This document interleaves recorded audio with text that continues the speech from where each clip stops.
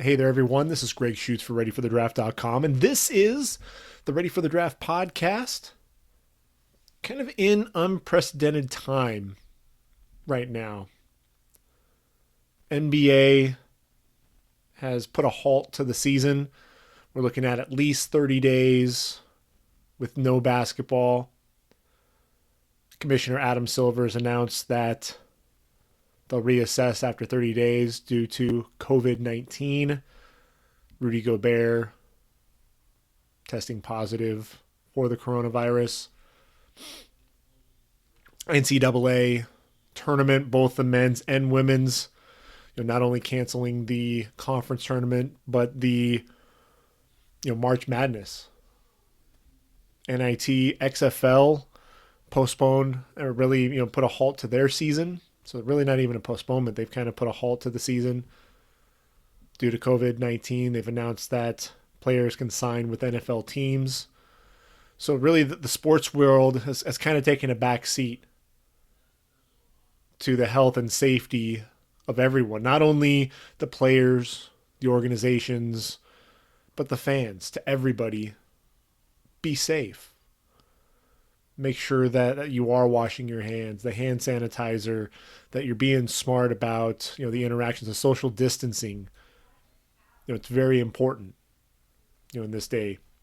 And so you look at the NFL draft, and it kind of is secondary to the health and well-being of everyone. But I think it is important to continue the podcasts. And I think the biggest thing is we need this. We need to be able to talk about these things. We need some of that relief and some of that, be able to take our attention elsewhere, so that we're not always, if we dwell on COVID-19 and what could potentially happen and where things are going and the pandemic, we're gonna drive we're gonna drive ourselves crazy. And I think it's important to talk about these things. So we're going to continue our podcast. We're going to continue to talk about the NFL draft all the way up until April 23rd.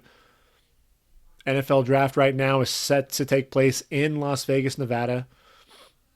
April may be a little too soon. We may see the NFL push it back. Or if they do have it in April, we may not have an audience. The NFL draft may not be what we're used to seeing. And we really don't know. We really don't know what to expect with the NFL draft. But look, the NFL right now, we're still kind of in the early stages of all of this. We don't know what's going to happen over the next few weeks. So the NFL right now, I think it might be a little premature to make a decision on the NFL draft. But I think in the next few weeks, they will have to make a decision. You look at the MLB, they've already put a stop to spring training games, and they've pushed back the start of the major league season. So we could potentially see the NFL push back the NFL draft if they want to make it an event and a spectacle, because look, what they're talking about in Vegas sounds like it's going to be epic. But health, safety of everybody involved is paramount. So there's always a chance, if they do hold it in April, that this is an NFL draft unlike any that we've seen before, where really you'll have some announcements, but I don't even know if the players would be there. I don't know if the fans would be there. So I really think that if the NFL, as we're approaching April, they may push it back into May. Unprecedented, but at the same time, I think it's worth it, that if they're looking at wanting the fans to be able to experience this and the organizations and really carry out the NFL draft as we know it, I can absolutely see them, pushing it back, and sometime into May. And I think at that point, if they can't really host anything with the draft, then I think it's, they'll end up holding a draft without any fans, which would really be kind of awkward. But, that's kind of the times that we're living in right now. We talked about the Warriors and the NBA potentially playing without any fans. We saw that in Europe, soccer teams playing without any fans. So it's always possible, but we're going to think positively. I think it's good to have hope, and hope that we will have an NFL draft and actually have an event that people can go to and really enjoy, be able to cheer on their teams, cheer on the draft picks. And either way, the NFL draft is always going to be fun. And I'm going to be here every step of the way getting you ready for the draft. So that's what we're going to do. We're going to go ahead and take a look at the draft. We're going to take a look at my first round mock draft. I've got the first round set. We may even take a look at my second round. I'm kind of putting that together as well. But let's go ahead and jump into the NFL draft, shall we? So we talk about the Cincinnati Bengals sitting there at number 1. And I think this is really a 2019 was a season of transition for the Bengals. For 16 seasons, Marvin Lewis at the helm in Cincy, led the Bengals to the playoffs 7 times, including 5 straight, 2011 to 2015, but sub 500 record in each of his final 3 seasons. Zach Taylor comes in and, after a 6-10 record, ends up with the last place finish in the AFC North. Andy Dalton having just a dismal season. And looks like Andy Dalton, obviously on the way out. Zach Taylor needs to get his quarterback of the future, the face of the franchise. And Joe Burrow, look, I mean, he swept all the awards. We've talked about it before, but let's do that one more time. Led the country in passing yards with 56.71, completion percentage was 76.3, pass efficiency at 202. Passing touchdowns at 60, swept all the major postseason awards, including a record-breaking landslide victory for the Heisman Trophy. Dominated the college football playoff, completing 68.1% of his passes, 956 yards, 12 touchdowns, no interceptions, including 7 touchdowns in the first half of the game against the Sooners. So when you look at this, his story is remarkable. The backup at Ohio State comes to LSU, looks like a late round pick at best. Joe Brady comes in, brings the offense from the Saints, and the change is incredible. And you see a kid very confident in his ability, doesn't have the best arm, but a guy who just very efficient, knows where to go with the football, reads the defense very well. If you're blitzing off the edge, he's going to go ahead and throw where that defender is not. Very intelligent player, throws receivers open, hits them in stride, allows them to make plays after the catch.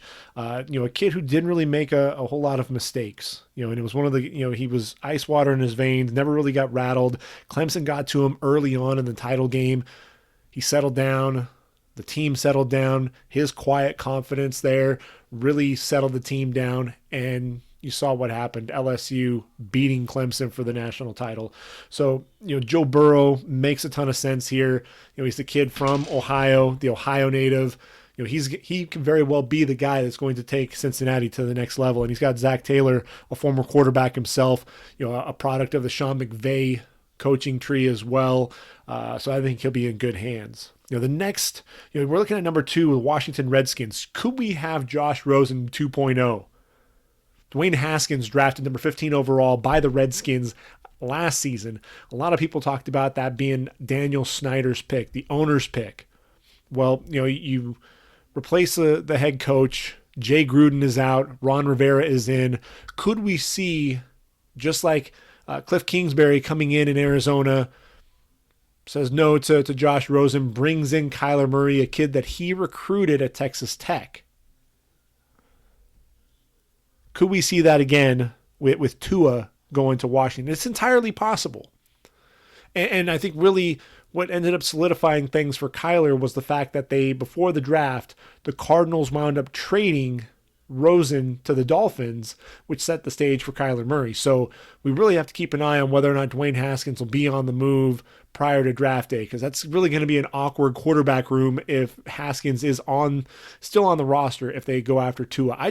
At this point, I don't see it happening. What I really see is you've got a guy like Ron Rivera. I think it's a little bit of overreaction with him talking to the quarterbacks, doing his due diligence. When you look at Ron, though, a guy who took Carolina to 4 playoff appearances, including Super Bowl 50. He's a defensive guy. He wants to bring some of that toughness that he had in Carolina defensively to Washington. Brought in Jack Del Rio. His defenses are known for being quite stingy. You look at this team, and Ryan Kerrigan is a name that you really look at, and This guy has been a staple on the Redskins defense. 120 straight games with a start before a concussion kept him out of the lineup. Ultimately, a calf injury sent him to the IR in January. Still managed 5.5 sacks, but the 31-year old is going to be an unrestricted free agent. I think Kerrigan returns and plays at a high level in 2020. He's got Montez Sweat, who's looking to build upon his rookie season, but Chase Young is a difference maker. I think Chase Young is going to make that entire defense better because he is a game wrecker. 16.5 sacks. Teams really geared their defense around stopping Chase Young. And when you look at him, he was more explosive than Joey Bosa and Nick Bosa, frankly, there for Ohio State. The Big Ten Defensive Player of the Year. This kid was number 4 in Heisman voting. He was a Heisman finalist, was there in New York, 4th overall in terms of the Heisman voting, and a guy who he wins with his hands, wins with speed, wins with power, incredible flexibility for a guy his size. And 8 pass breakups in his career, so he does a good job getting his hands up.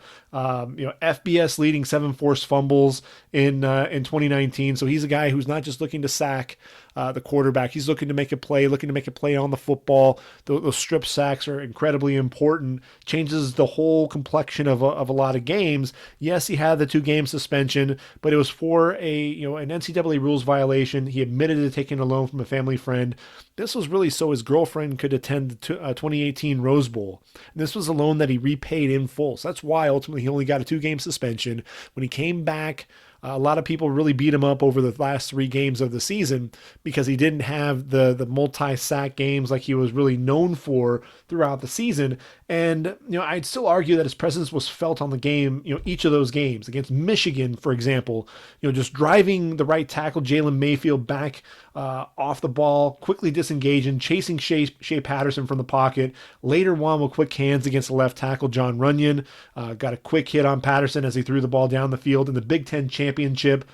Young beat Wisconsin left tackle Cole Van Lanen off the edge, actually hit the arm of the quarterback Jack Cohn to pop the football up in the air. And then in the CFP semifinal, Young had his way with right tackle Tremaine Ankrum, who I think is going to end up being a nice, sneaky good day 3 pick in the draft. Kept his balance on a cut block, flattened out, pressured Trevor Lawrence from behind on one play, then beat Ankrum inside on an option play, held his ground, contained Lawrence before throwing him down.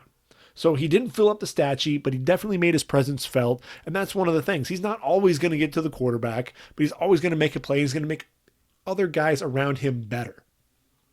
That's why I think Chase Young ultimately is going to be the guy. I think you look at Tua and, the hip, everything's supposed to be checking out. But, man, if I'm Washington, I already have Dwayne Haskins on the roster, a guy who was supposed to be the face of my franchise. Tua and the injury concerns. We'll be talking about that here in just a second. But, man, all the injury concerns, this is a kid who, when he's healthy, he plays really well. But can he stay healthy? Chase Young, you know what you're getting there. Detroit Lions, I've got them taking Jeffrey Okudah, the cornerback out of Ohio State, 6'1", 200-pound junior. And, this is a guy, I look at the Lions, and the Lions coming off a 6-10 season in Matt Patricia's first year, in 2018. And then they started off the year 2-0-1. Matthew Stafford threw for 831 yards, 6 touchdowns, just 2 interceptions. 4 different receivers had 100-yard performances during that stretch. Defense racked up 10 sacks and 2 interceptions as well. But then in the final 13 games, Lions just won 1 game. Stafford battled the small fractures in his back. Season ended. Defense managed to tack on only another 18 sacks and 5 interceptions. So, things really kind of came to a halt there for the Lions. Really lost any momentum. They tied for last in the league with just 7 interceptions, 28 sacks, tied them for 29th in the league. 31st ranked defense. And, really with Stafford, Lions were essentially a top 10 offense, even with Stafford struggling with his back. So the Lions, absolutely, I think this pick has to be on defense. And Well, I don't think the linebacker position is their number one need. I think they're going to keep a close eye on Isaiah Simmons, 6'4", 238 out of Clemson. The linebacker plays all over the field. We'll be talking about him here in just a minute. I think you have to look at that as consideration. If for whatever reason Tua ends up coming off the board at number 2, then Chase Young has to be the pick here. Would really take pressure off Trey Flowers. So I think that's a possibility. You could also see Derek Brown out of Auburn, the defensive tackle. That could also take some pressure off of Trey Flowers as well. But I'm looking at the cornerback position. I think the reason why it's Okudah, they were talking about trading Darius Slay.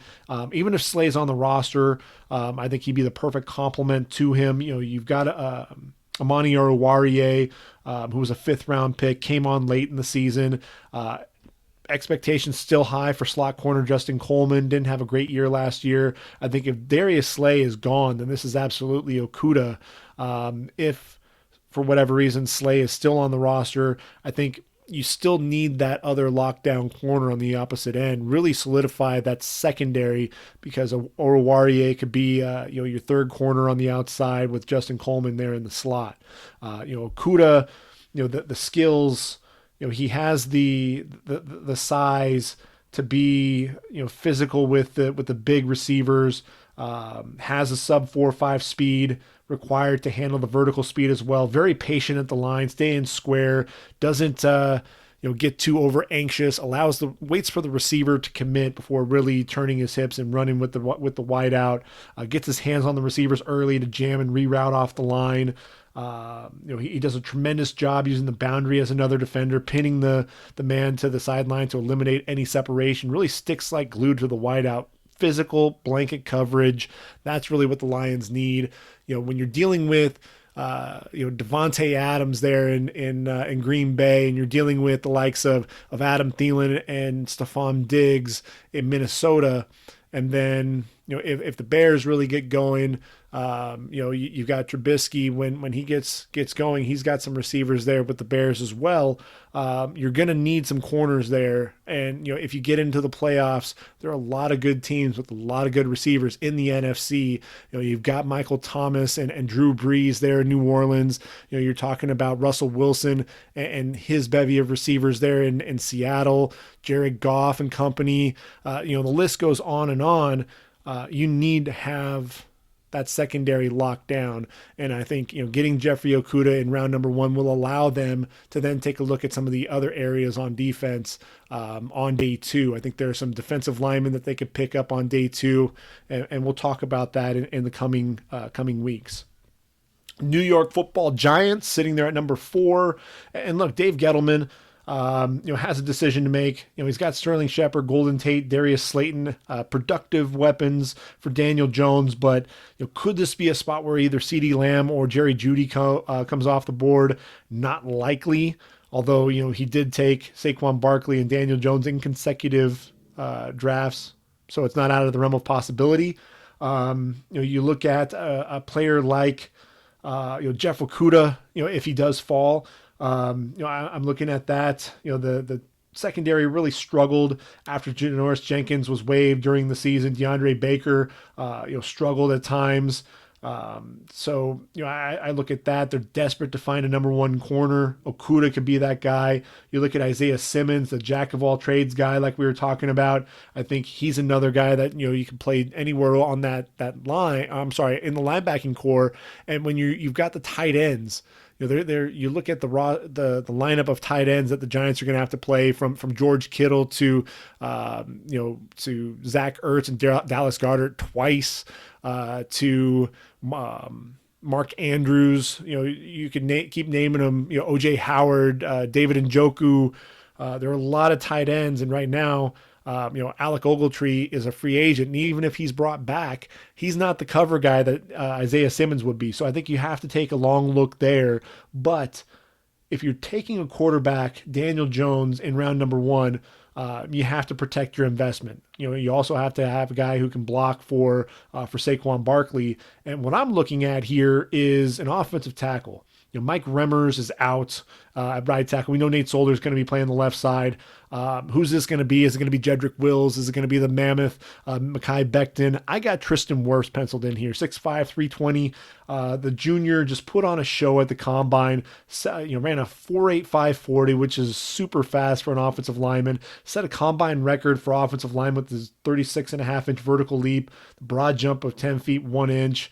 This is the same guy who also broke Brandon Sheriff's record with his 450-pound hang clean that he did easily for 3 reps. If you haven't seen the video on YouTube, definitely look it up.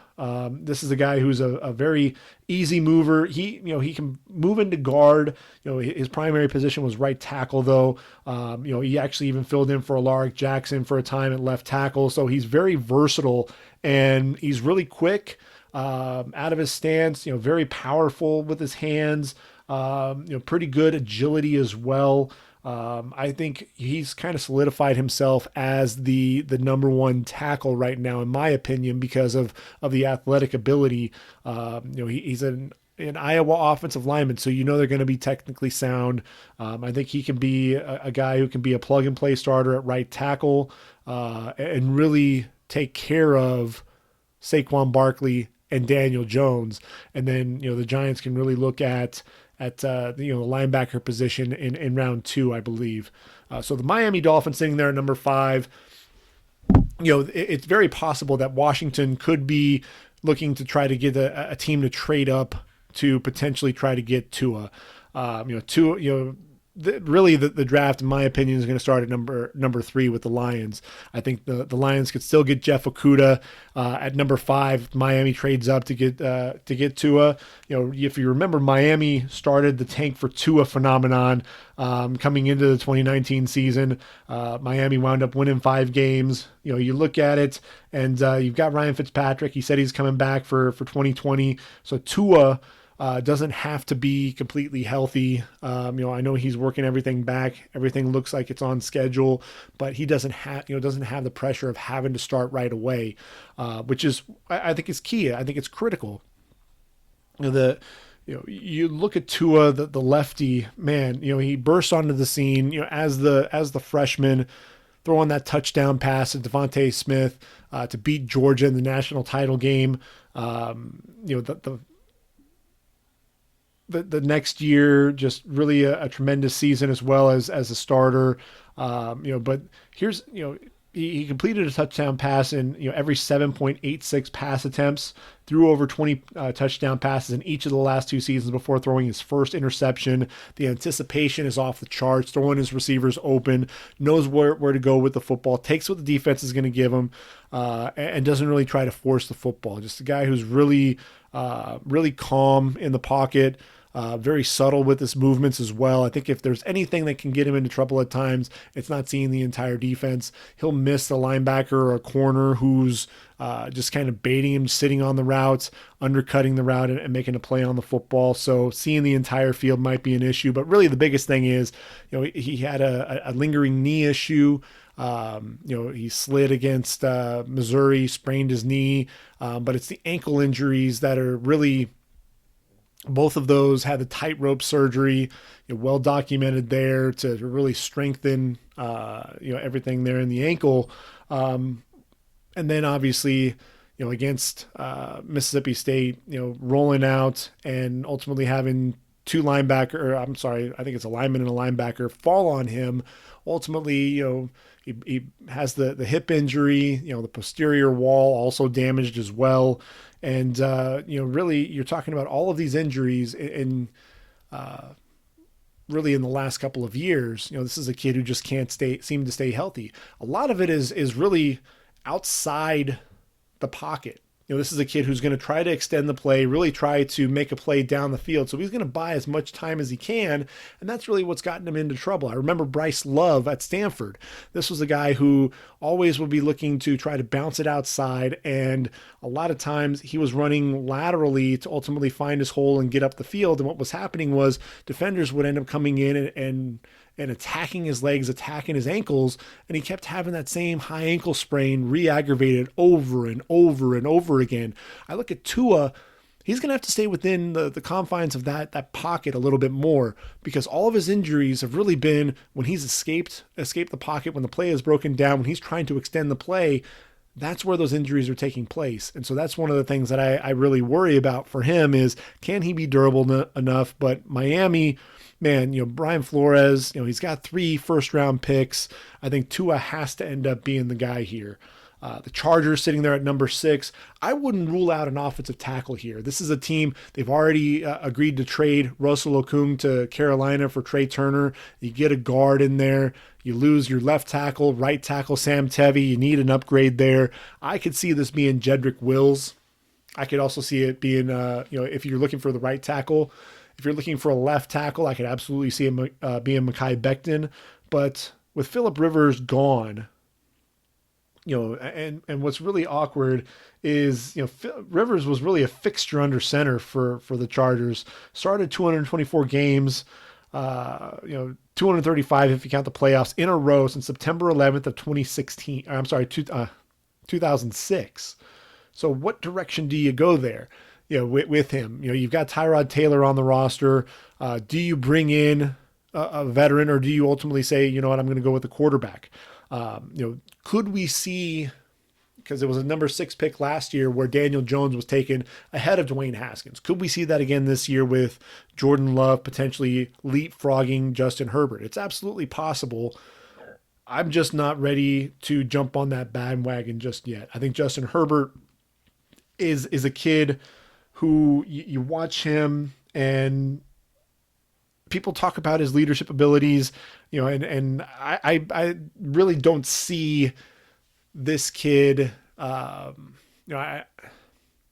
It's one of those things to where I think people are talking about him because he is so soft-spoken. They talk about him not being a leader, but Marcus Mariota was a guy who was very soft-spoken as well there at Oregon. And, he ended up being the number 2 overall pick. So it didn't really bother teams too much. So why Justin Herbert? It's one of the things that, the NFL Network and ESPN talked about, how at the Senior Bowl and at the Combine, players were gravitating toward Justin Herbert. So there's a special quality there about him. And it's one of those things, you look at what Herbert did early on before Mario Cristobal took over. First true freshman to start at Oregon since 1983. Second game as a starter, school record, 6 touchdown passes. The following week, he accounted for a school record 512 total yards, while also tying Bill Musgrave's record for passing yards that was set in 1989 with 489 yards, 12 touchdowns in 3 games, equaled the mark set by Joey Harrington in 2000 and Mariota in 2012, both of whom were taken in the top 3 of their respective drafts. Now, Herbert did battle some injuries in his first 2 seasons, struggled a little bit with accuracy in 2018. But 2018, 2019, Mario Cristobal was really looking to run the football. That's really, that physicality, and Justin Herbert really wasn't asked to do as much. Didn't really have to, because he had 5 legitimate NFL players there on the offensive line, and he was going to grind things out, especially with that stable of running backs there at Oregon. So, when I look at this, he eclipsed the 3,000 yard mark, and 3,471 yards to be exact, 32 touchdowns to just 6 interceptions. And yes, his the short to intermediate throws, he would struggle with some of his accuracy. But this is such an intelligent kid. He reads the defense as well. You see the athleticism, his ability to manipulate the pocket, big arm, can make all the throws, changes his arm angle to fit the pass into a window, does a great job squaring his shoulders to the target. There are some concerns about Justin Herbert with, as I mentioned, some of he'll wait an extra count before releasing the ball, not always trusting what he sees, overanalyzes things, and rather than just letting it fly. And I think that's the difference between him and Jordan Love a little bit. Although, Jordan Love more so in 2018 than 2019, and we'll get to talk about that in a little bit when we talk about Jordan Love. But I think Justin Herbert, when Anthony Lynn is having to decide who his quarterback is going to be, taking over from Rivers, who's it going to be? I look at it, Herbert's success in the Pac-12, Fans in LA can really rally around this guy. There's a level of familiarity with USC and UCLA. He got to play against both of them. Played his last game in a Ducks uniform at the Rose Bowl. So the team can really rally around this kid. And LA right now is really looking for, they're looking for their fan base in Los Angeles as well. It's a virtual away game, a road game there right now. And, they're moving to the SoFi Stadium. You get a quarterback that they can really rally around. I think Justin Herbert is going to end up being that guy. Carolina, Isaiah Simmons, as I said, 6'4", 238. This is a guy who can do a little bit of everything. I look at Carolina and they finished second in the league in sacks with 29 of the 53 registered by 4 players. Gerald McCoy, Mario Addison, Bruce Irvin, and then the defensive tackle Vernon Butler, all of whom are free agents this offseason. So you could absolutely see them potentially reaching for Clavin Chason, although I think they would trade down if that's going to happen.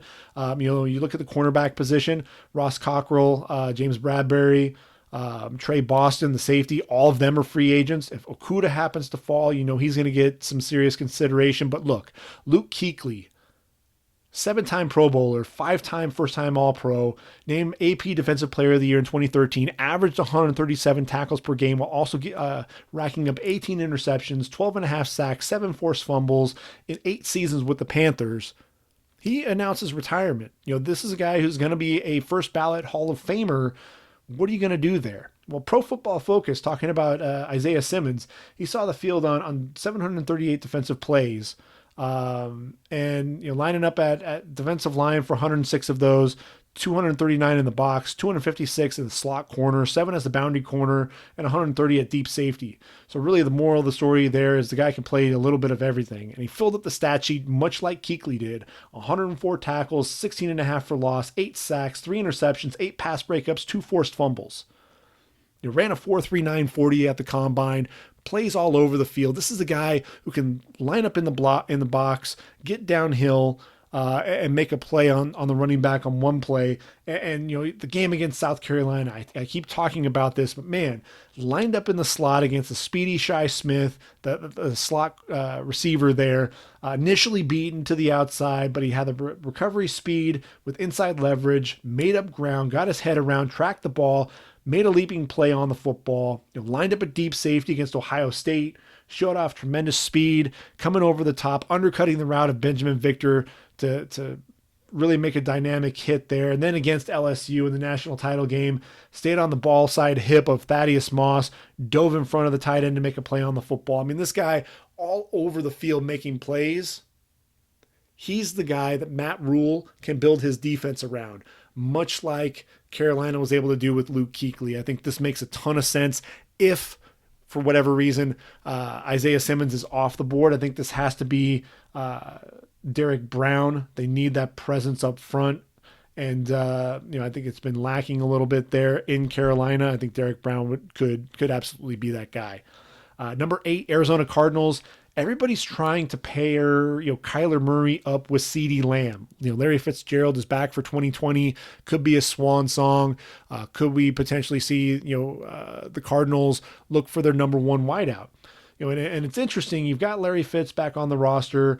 Could they go CeeDee Lamb? Sure. I mean, they did draft, Andy Isabella, Hakeem Butler, and Keyshawn Johnson in last year's draft, but they're still talking about potentially taking a number 1 wideout. We've got such a deep wide receiver class. You could still get a number 1 wideout in round number 2. It could very well happen, especially with Arizona drafting somebody at the top of round number 2. What you really need to do, though, is protect your investment and protect Kyler Murray.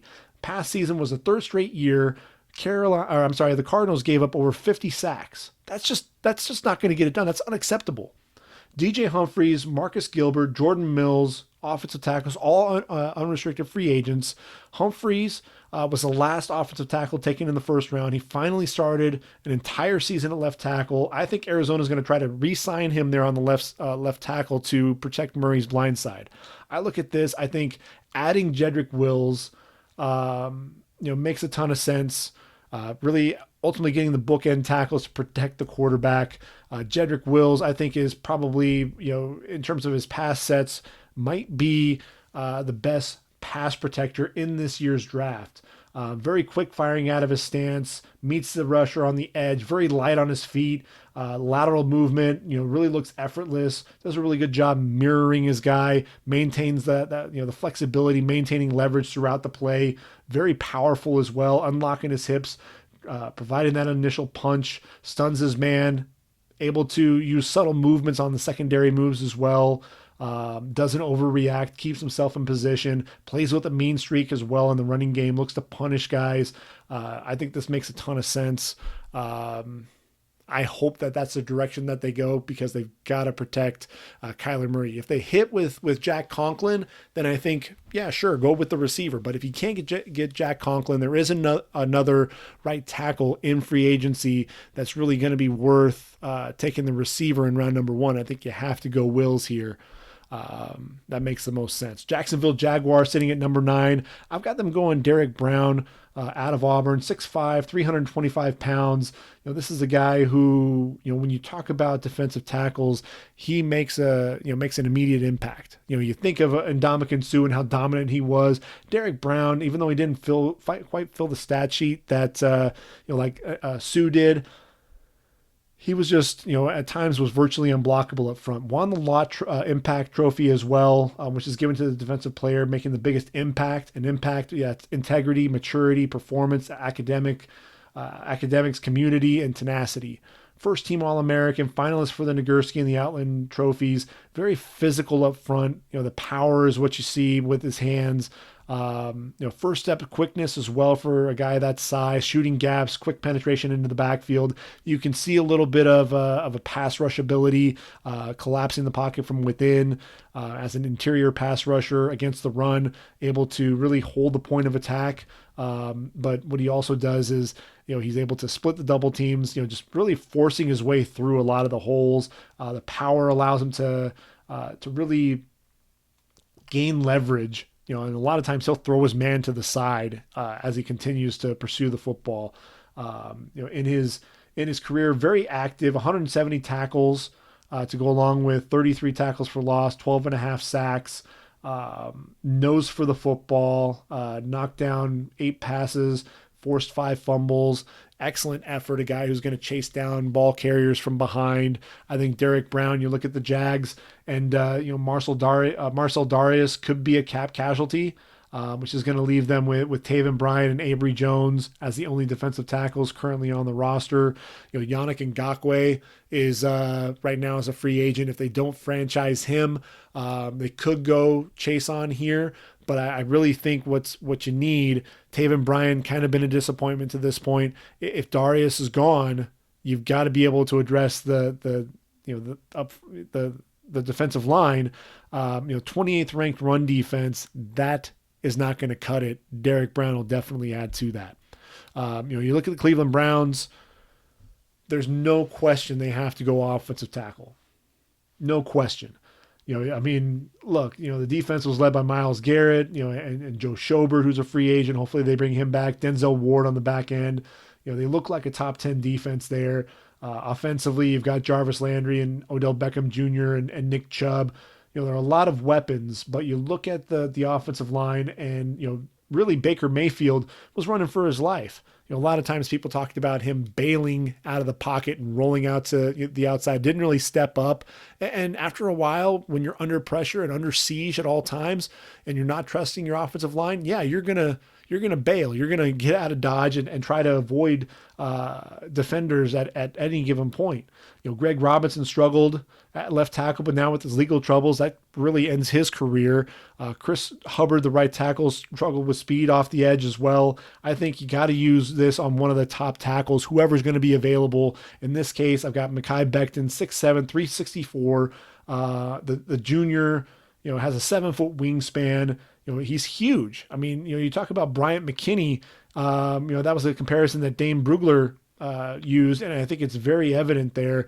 Mayfield's used to having a giant playing there at left tackle when he had Orlando Brown Jr. there with the Sooners, Becton is a guy who just is going to throw guys around. You see the power, when he's able to get out and, on his kick out blocks, they're legendary. I mean, he just throws guys aside, very light on his feet for a guy his size. He's got to watch his weight. He's going to have to watch, his pad level at times, which gets a little too high, and, guys can get him off balance a little bit.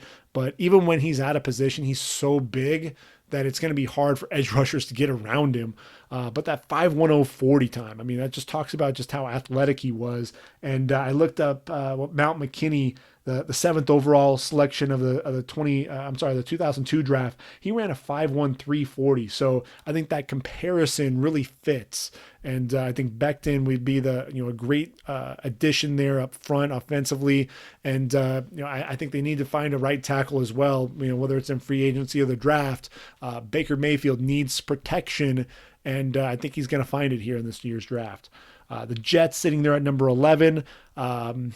If they don't get a tackle, in free agency with, namely Jack Conklin, and it looks like right now all signs are pointing to them signing Jack Conklin. If they don't sign Jack Conklin, then I think this pick is going to end up being Andrew Thomas. But if they do, I think you can probably find a left tackle in round number 2. You could still end up taking in Andrew Thomas to play with Conklin, but I think you can really turn your focus to finding Sam Darnold a number 1 wideout. Now, Robbie Anderson, I think, is a guy who has really been an overachiever there at the receiver position. I really think he's more of a number 2 wideout, not a number 1. Bring in CeeDee Lamb. Allow Sam Darnold to have that number 1 target. And you look at CD, if you turn on the Texas tape, you see a guy who is just making plays all over the field. I mean, it was unreal watching him play. I mean, he was so slippery, taking some quick throws down the sideline, cutting back to the inside. There were actually 5 Longhorn defenders in the area, but he won in the open field, planted and ran back to the outside on a 51-yard touchdown. Later, he came across the field for Jalen Hurts, plucked the ball out of the air on the sideline, shrugged off 2 tackle attempts, tight-roped his way down the sideline on a 27-yard touchdown, showed an ability to recognize when the play was breaking down, came back to the quarterback as well, makes plays all over the field. And this is a guy who he had a span beginning the end of 2018, had a touchdown in 11 of 12 games, including a stretch where he had a touchdown in 8 straight games.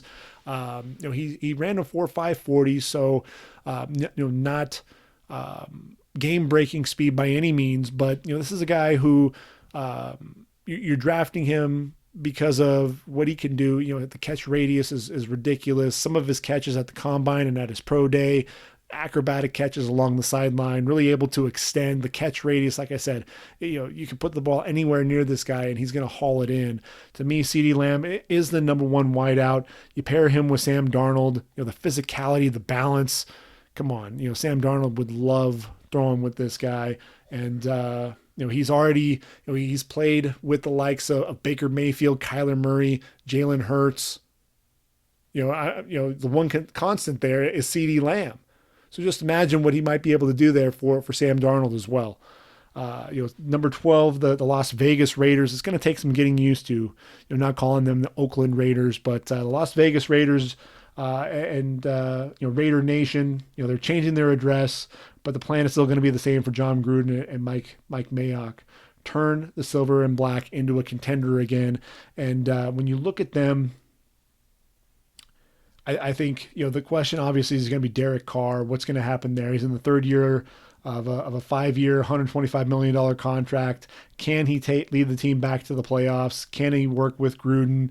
That's going to be the question. But look, they need to finally replace Amari Cooper at the wide receiver position. Of the 5 leading receivers last year, only Hunter Renfrow and Tyrell Williams were receivers. You had Darren Waller with 90 catches, and then a pair of running backs, Jalen Richard and DeAndre Washington, rounding out the top five. I think Jerry Jeudy really fits what they want to do. This is a guy who I think can play on the outside. He could be a really a big weapon there in the slot. He can get vertical, but it's really the route running ability that's legendary. This is a guy who is so explosive. You don't really see him, the speed really in and out of his breaks puts a lot of stress on the defenses on the back end, and but just so quick in and out of his breaks. Understands leverage, does a good job stemming defenders away before making his break, cutting away from them, creating that separation in the process. Very sharp cuts, and that's one of the things that I think he's going to help whoever's going to be the quarterback there for the Raiders. He has enough ability to be a wide receiver one. Struggles with some drops, and that's really the biggest thing that kind of concerns me is ball security.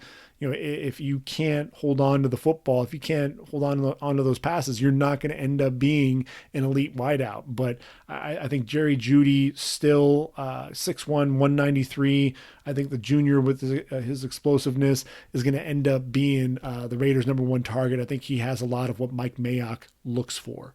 The Indianapolis Colts. Could this be where Jordan Love or Justin Herbert go? Absolutely. I think Jacoby Brissett. Let's see. He 7-9 record, up and down season. He threw for just 2,900, a little over 2,900 yards, threw under 61% of his passes, 18 touchdowns, 6 interceptions. Started the season 5-2. Indy then dropped 7 of 9. And in those games, Brissett threw for more than 250 yards just twice, threw only 4 touchdowns with 3 interceptions, under contract for one more season. So there's a chance that, Frank Reich, Chris Ballard could end up taking a quarterback. They could also go with a free agent. We'll have to see what happens. I think free agency is going to tell a lot for a lot of these teams that are looking for quarterbacks. I look at this and what Chris Ballard said at the Combine. I think everybody announced it. NFL.com is where I found the quote. But he said the 3 technique drives this thing, talking about the defense. And, Danico Autry, 3.5 sacks a season ago, finished second to Justin Houston with 11 quarterback hits. Margus Hunt, Tyquan Smith, really struggled to produce. But look, all these guys are under 300 pounds. The only defensive tackle that weighs over 300 pounds is the nose tackle Grover Stewart. And if 3 technique is truly driving Chris Ballard's defense, he's going to look for the best player available, and that may be Javon Kinlaw out of South Carolina. 6'5", 324, virtually unblockable at the Senior Bowl. This is a kid, came to South Carolina as a sophomore, shed 40 pounds, and became the defensive MVP in 2018, racked up 9 tackles for loss, 4 sacks. This is a guy who makes plays in the backfield, intimidating presence. This guy just looks jacked coming off the bus. Gets early penetration with a quick first step, overpowering double teams, collapsing the pocket from within, excellent punch with his hands to jolt the blocker, ferocious bull rush, can use his quickness to beat his man off the ball as well. I think he's a guy who can be absolutely dominant, and I think when you have a guy like him in the middle of that defense, it's going to allow a guy by the name of Darius Leonard to really make plays behind him, especially if teams are looking to double team Kinlaw. Because if you man up against him, like John Simpson tried to do at the Senior Bowl, and John Simpson's going to be a day 2 pick, the guard out of Clemson. He was beaten left and right. This was a guy who can be very, has that mean streak, very physical at the point of attack, and Kinlaw beat him with power. Beat him with speed. The speed to power was really, you saw him just driving him back in, really put Simpson on skates. And Simpson is a guy who can anchor. And just imagine, what Kinlaw can do getting him into camp. I think that would be a great selection there. Number 14, the Tampa Bay Buccaneers. This could potentially be, they could go in a number of directions. You look at Jameis Winston, threw for over 5,000 yards, but also had 30 interceptions. He's an unrestricted free agent. What's going to happen there? Is he going to be a franchise player? Is he going to walk? What's going to happen there? I think if they do end up franchising him, they'll probably give him one more year. I think they hold on to this pick not go with the quarterback. There is a chance that they go there. They're also talking about going all in with Tom Brady. If that happens, they're going to need to find a quarterback to sit behind Brady.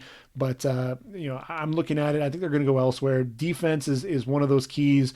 Ndamukong Suh, Bo Allen, Raheem Nunez, Roches, all free agents. Leaving Vita Vea and Winston Golson as the only defensive lineman with any real experience. Javon Kinlaw would be in play if he's on the board. Pass rush, star pass rusher Shaquille Barrett, monster season, 19 and a half sacks.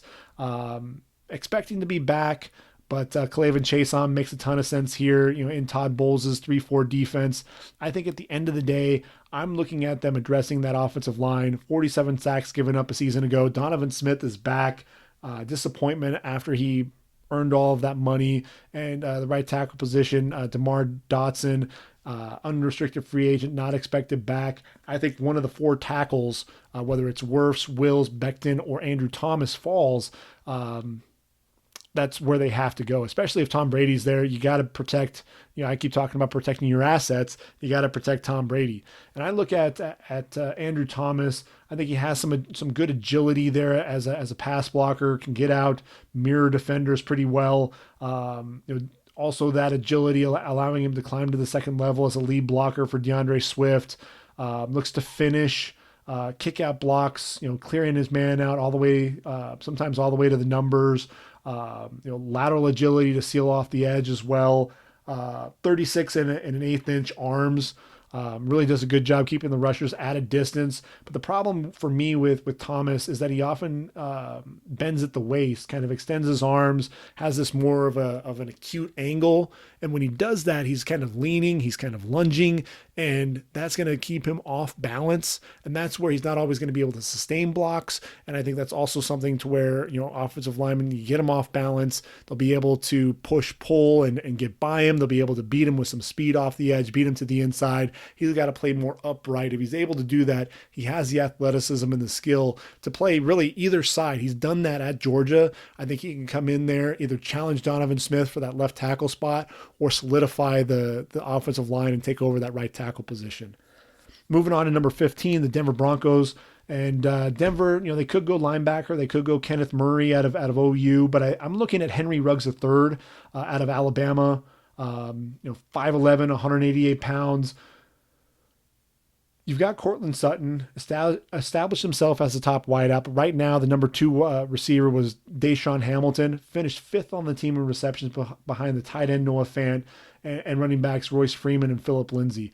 I'm looking at Drew Lock and what he did at Missouri. He flourished when he had a healthy Emmanuel Hall on the outside. This was his speed demon. The guy, he was tossing dimes to the streaking receiver down the sideline. That's really where Drew Lock earned his money there in the NFL. Also had Albert Obe-Bunam, the tight end who ran a sub 4.5 40 at the combine here in 2020. But I'm looking at Henry Ruggs. Ran that 4.27 40, may have only had 98 receptions in 3 years, but he averaged 17 and a half yards per catch. 24 career touchdowns meant he was scoring in the end zone every 4.08 receptions. Which is just ridiculous. Such a dangerous option, but he's not just a vertical threat. He does a really good job changing speeds, can put on the jets when he needs to, really slow down, throttle down, and make the catch. Does a great job selling his fakes on his double moves.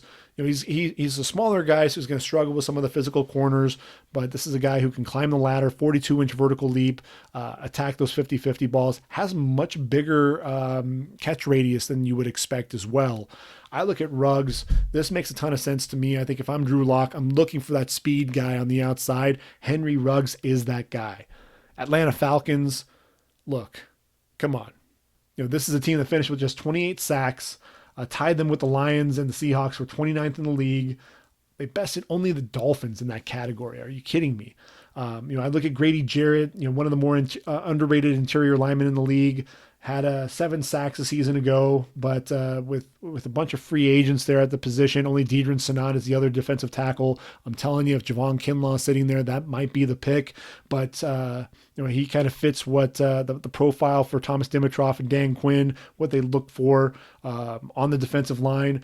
But when you look at this, Vic Beasley, Adrian Claiborne combined for 12 of the team's 28 sacks. They're both free agents. Vic Beasley may move on. This is a guy who had a breakout sophomore campaign in 2016, 15 and a half sacks, but managed just 18 in the following 3 seasons.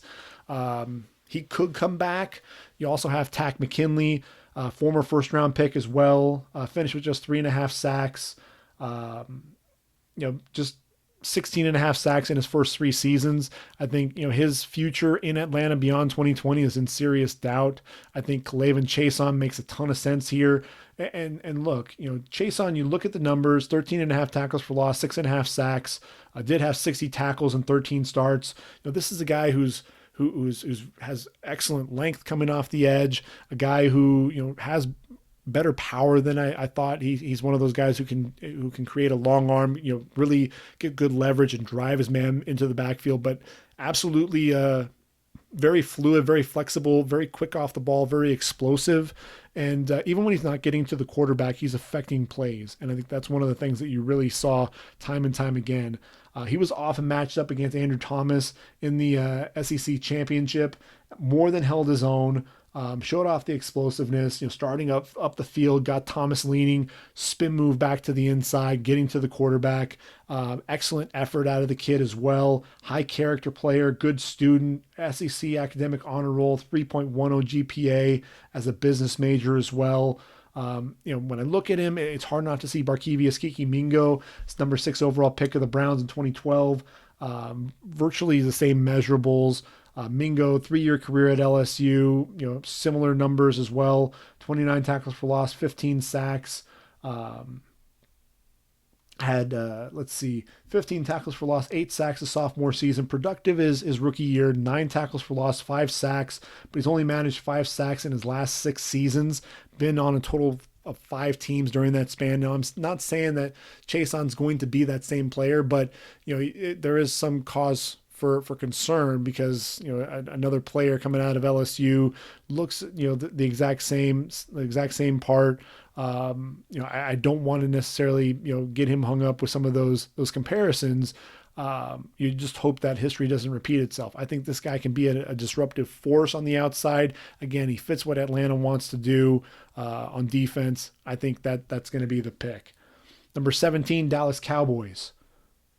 What are they going to do? I mean, it's crazy. They're all the contracts that they've signed. You've got it. Ezekiel Elliott's under contract. They signed a bunch of other guys. From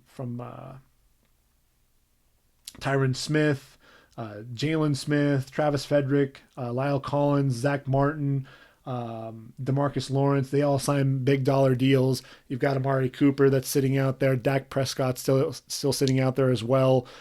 Cooper's future a little bit more uncertain than Dak, who might be getting the franchise tag. You're looking at T. Higgins, Laviska Shenault as possibilities here. Justin Jefferson, another one. But look, you got Michael Gallup in day 2, a season. 2018. So it could happen again there. They could also look free agency there with the receiver. Robert Quinn could potentially walk. 11 and a half sacks.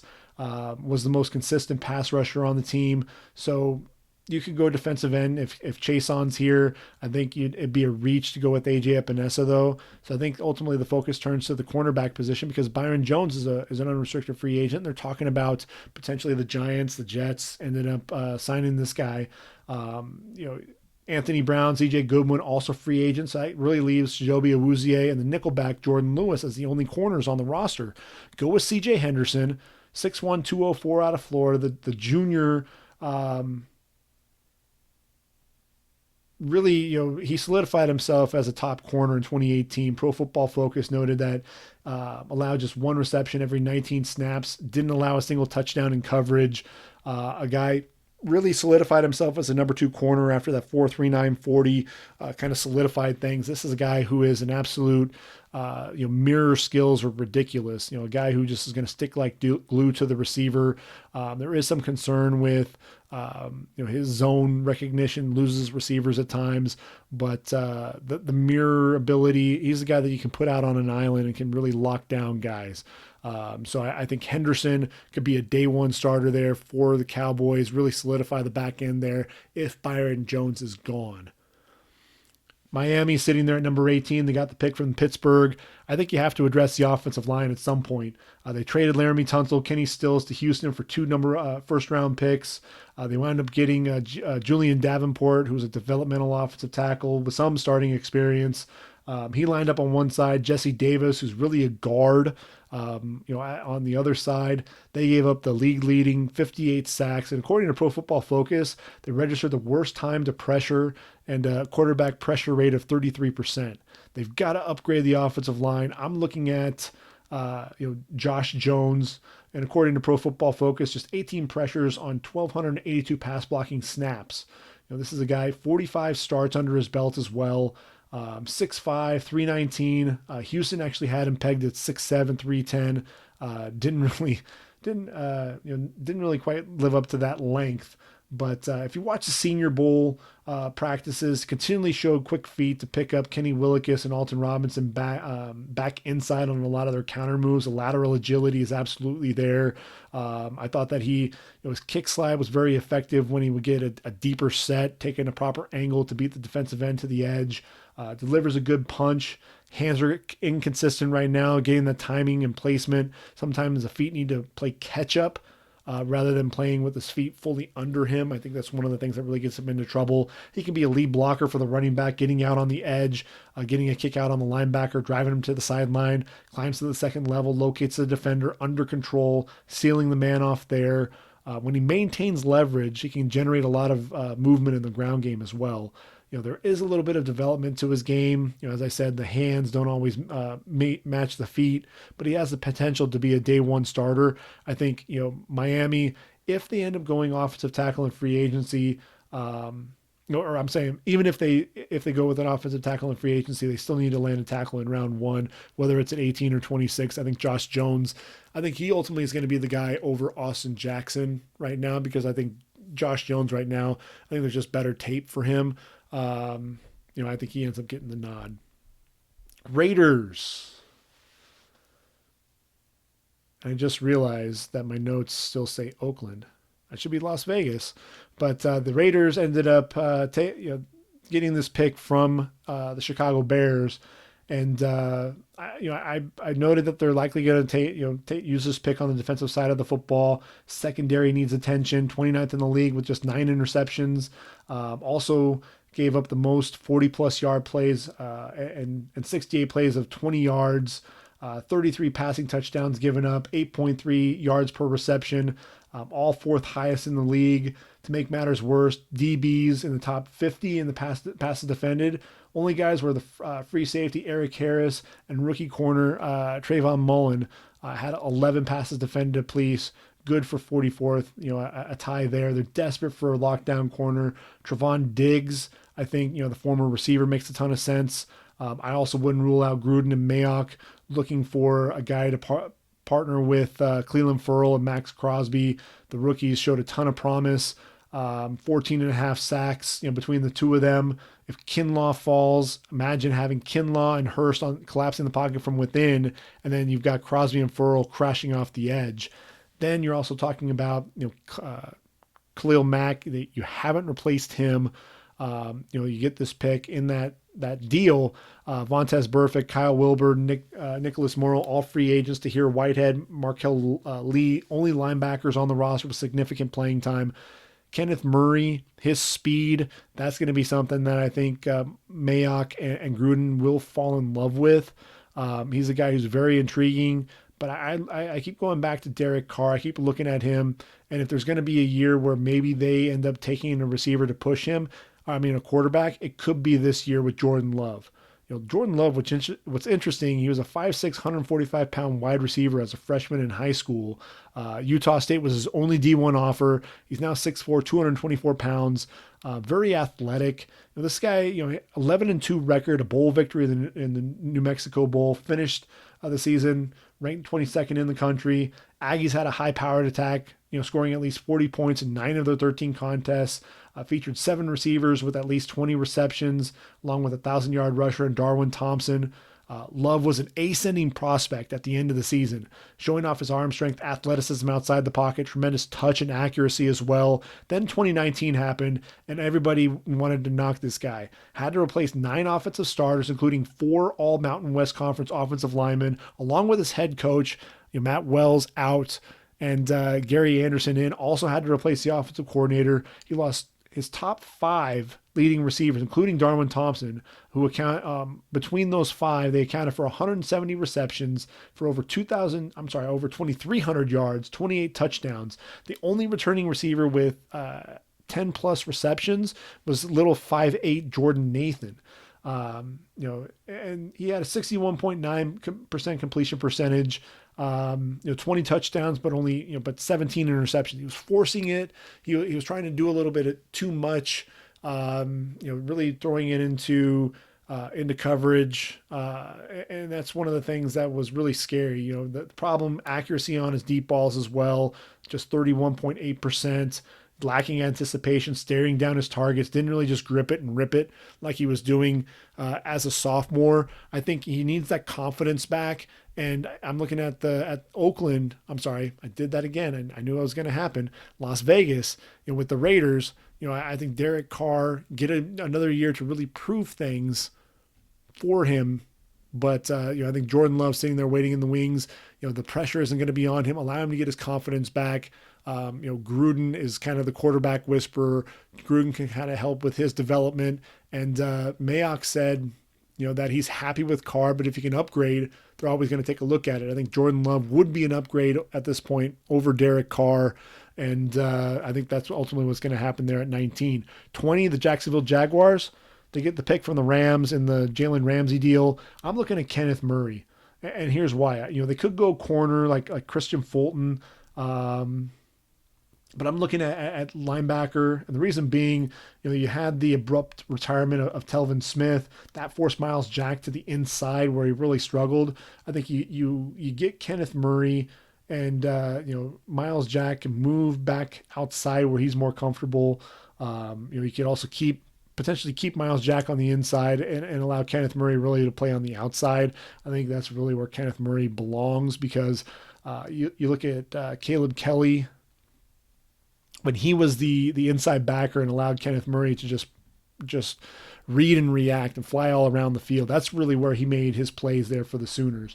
Over 300 tackles in his 3 seasons, sideline to sideline speed, ability to penetrate the line of scrimmage, athleticism to run with any tight end in the league as well. Ran a 4.52 40.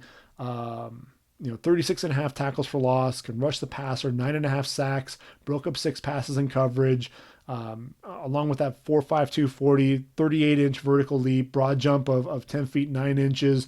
Ended up having a hamstring injury that kind of ended his day. But look, 6'2", 241. This guy absolutely looks the part. His biggest issue is gap integrity. The runs, he overruns gaps. If you just allow him to just run around and make some plays on the outside and on the perimeter in space, that's really where he's going to make his money. I think the Jacksonville Jaguars have the linebacking core to be able to do that.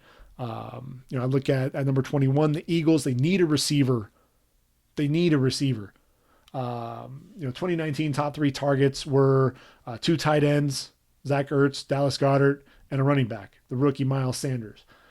Wentz also was without Alshon Jeffrey, Deshaun Jackson, Nelson Aguilar for the final 4 games of the season due to injury. Alshon's coming off of the Liz Frank surgery in December, still under contract through 2021. But there's a chance that J.J. Arcega-Whiteside might be his replacement, though he really had a quiet rookie season with just 10 receptions the entire season. Deshaun Jackson played a full season, or hasn't played a full season, since 2013. And Nelson Aguilar, he's a free agent, really wasn't reliable. They couldn't count on him. I'm looking at the Eagles needing a receiver. And Justin Jefferson absolutely fits that bill. A guy who ran a 4.43 40. I think people were expecting him to run in the 4.5 range. I know I was. But this is a guy, look, he led the FBS with 111 receptions, 1,540 yards, and 18 touchdowns, both second in the country, 8 100-yard games, scored a touchdown in 11 of his 15 games, including 4 multi-touchdown games, and recorded at least 5 receptions in 13 of the 15 games, including 2 double-digit reception games. Variety of moves to get a quick release off the line. I think he does a really good job stacking the corner on vertical routes, tracks the ball well over his shoulder. Excellent catch radius as well. Very savvy route runner. Sets up his man, selling the fakes, snapping off his routes. Also does a really good job finding the void in the defense. He's going to uncover himself doing that. May change the path of his route to ultimately find that space and really be a good target there for the receiver. I think he would be a favorite target there of Carson Wentz on the outside. Now the Buffalo Bills sitting there at number 22, and I'll tell you what, first 10-win season since 1999 when Wade Phillips was the head coach. Sean McDermott, really getting this team going, had a top 3 defense, gave up just 298 yards per game. They got to get that offense going. 8th best rushing attack, passing attack, just not explosive enough. John Brown did have a breakout campaign as a 1,000-yard receiver. Cole Beasley, nice option out of the slot, but there's a huge drop off after that. They even had to bring back Duke Williams from the CFL to get some receiver help. Lacking a true number 1 on the team, Josh Allen needs help. T. Higgins, I think, is going to be that guy. People beat up T. Higgins a little bit. Can he separate down the field? Here's the thing. Pro Football Focus noted that in 2019, T. Higgins was targeted 23 times on deep balls, hauled in 15 of those passes for 565 yards. He's a proven threat down the field, huge catch radius, real big weapon there in the red zone. In 2019, he eclipsed the 1,000-yard mark, averaged 19.8 yards per catch as well, had 5-game stretch in November and in early December where he totaled 10 touchdowns. Performance against Virginia in the ACC Championship was dominant. 9 catches, 182 yards, 3 touchdowns in the victory over the Cavaliers. I'm looking at T. Higgins. I think he's going to be that guy that can be a difference maker there for Buffalo. 23, Patriots. Could the Patriots potentially trade up and take a quarterback? I'm looking at Jarrett Stidham, the question is going to be, do the Patriots believe in Jarrett Stidham? And, I think this is one of those things to where Bill Belichick is not the type of guy who's going to go ahead and take a quarterback, early. Of course, he's had Tom Brady for all these years. So even if Tom Brady is not on the roster, I just don't see the quarterback going round number 1. Tight end's a need. There really isn't a tight end worthy of a number 1 receiver or a first round selection. They need to target receivers with speed to stretch defenses, but I think they can find that on day 2. Offensive line could use a facelift, so I think you look at Austin Jackson as a potential here. But defense wins championships with Bill Belichick. He likes to build his defense with early draft picks. I'm looking at Jamie Collins, Kyle Van Noy, at the linebacker position. I think Jamie Collins, he was a 1-year deal. This guy, one and done for me. Kyle Van Noy is looking to probably earn some money, have a big payday. So I'm turning to Patrick Queen, the 6', 229-pound junior linebacker there for LSU. And I'll tell you what, you turn on the film and, whoever it was that you were looking to watch play, it was, number 8, Patrick Queen, that was flying all over the field, making plays. Started the season looking out of place at times, taking poor angles to the ball, but by the end of the year, super confident, always seemed to be in position to make a play, and this was his first year as a starter, so you really saw what he could do. His best game was the postseason performance, that college football playoff, and really the SEC championship. In both of those games, he racked up 22 of his 84 tackles, 5 tackles for loss, and 1.5 sacks against Georgia, Oklahoma, and Clemson. And again, like I said, the last collegiate game, named defensive player of the game in LSU's win over Clemson in the title game.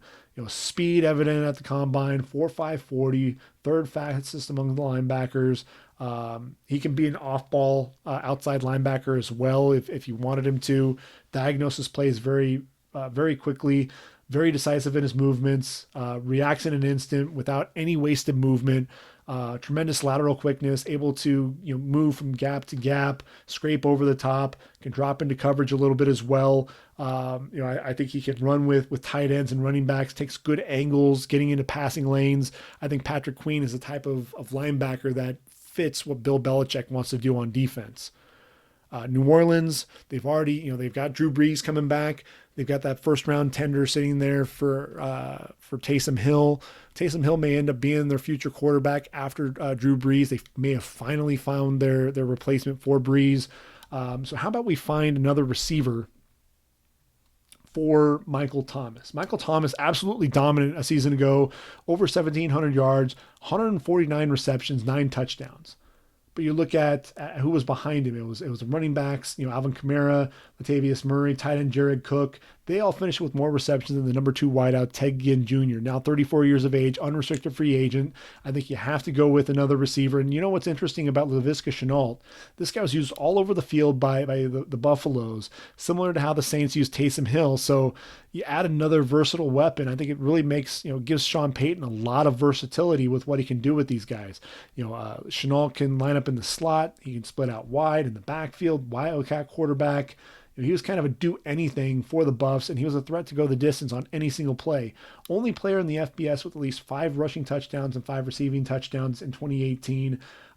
This is a guy who he battles injuries. He's injury prone, and that's really the issue. The durability, cause for concern. 2018 had the season cut short. Then he has he's going up against Arizona State, has this core injury that ultimately he played through. So you see the toughness, really wanted to be out there on the field. And it was an injury that he re-aggravated at the combine, ran just a 4.58 40, which is not what we were expecting to see from him. So he's had to have surgery, but it sounds like he'll be ready to go for training camp. Shenault, can you keep him on the field? That's going to be the biggest concern. But this is a guy, he's 6'1", 227 pounds. He's built like a running back and runs like a running back as well. I think you see him, the flair for the acrobatic with the 50-50 balls, excellent timing and leaping ability, high pointing the football. Look, against Washington, ran this 39-yard streak up the sideline. The ball was thrown to the inside. Corner had inside position over the top. Showed a tremendous ability to undercut the corner, haul in with the diving pass. Tremendous timing at the catch point. I think that's really something that you saw, and the power with this running. Look, the guy squats 600 pounds, the lower body strength, the contact balance, and his ability to be dynamic after the catch, running through arm tackles. But look, his route tree was limited at Colorado. He's going to need some time to really refine his route running. But I think he could be a weapon over the middle and be a guy who can get down the field in a hurry. He's one of those unique talents at the receiver position, and I think he would fit in well with the Saints. 25, the Vikings. Look, they struggled with the 49ers running game, so I think they could go defensive tackle here, but I think that's probably what's going to happen on day 2. I'm looking at, you could also get a safety who plays well in the box, and I think that's Grant Delpit. Delpit, 6'2", 213 pounds out of LSU. And, when you're talking about the safety position, you're like, well, they've got Harrison Smith and Anthony Harris. Well, Harris was really the playmaker on the back end of the Viking defense. He picked off 6 of the team's 17 passes. Harris is an unrestricted free agent looking for a big payday. I think the Vikings are going to be on the market for a safety to team with Harrison Smith. And look, Delpit did struggle with 18 missed tackles in 2019, but he was also dealing with an ankle injury during the season. When he's healthy, he has the versatility and range versus the run and the pass to be a first-round pick. I think ultimately he ends up getting the nod over Trevon Diggs, who's Stefan's brother.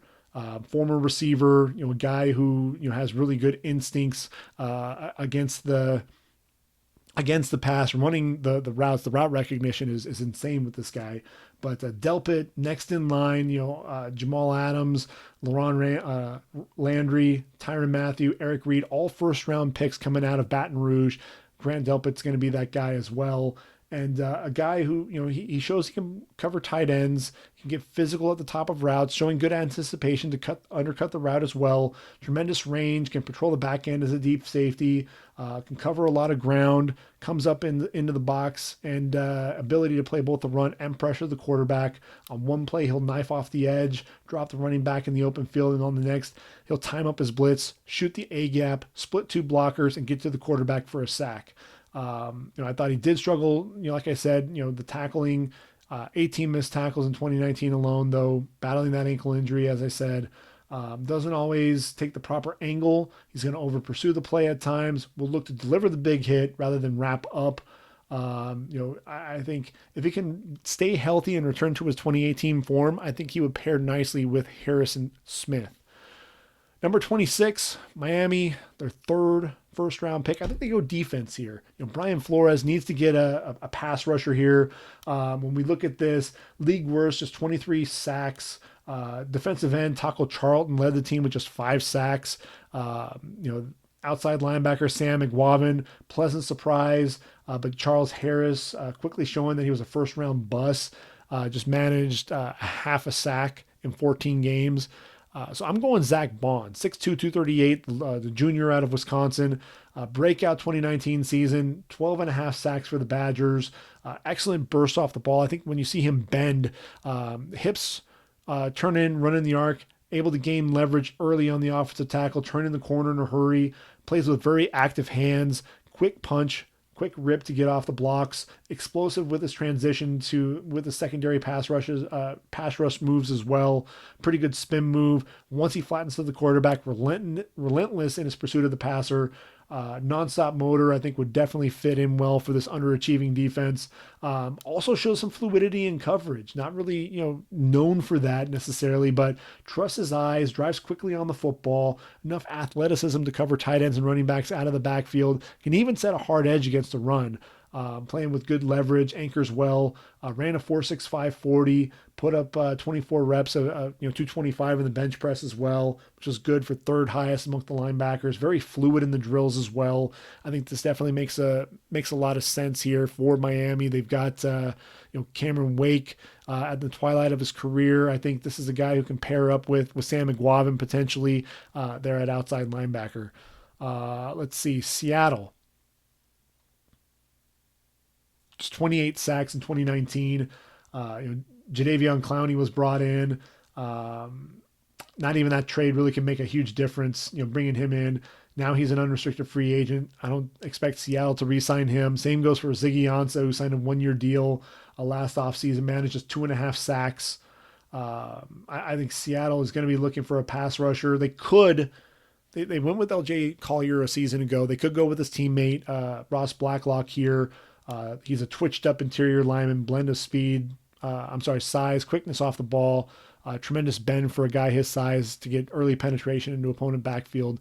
If AJ Epinesa falls to 27, though, I think this is where Seattle's going to get him. 6'5", 275, the junior, very highly decorated high school career, instant impact for Iowa as a rotational player there as a true freshman. 2018, backed up Anthony Nelson and Parker Hesse, still managed to lead the Big Ten in sacks with 10.5. Look, he got off to a slow start in 2019, just 3.5 sacks through his first 8 games, but really poured on the production, especially at the end of the season. 8 sacks in his final 5 games.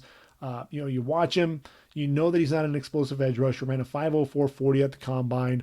That didn't do him any favors.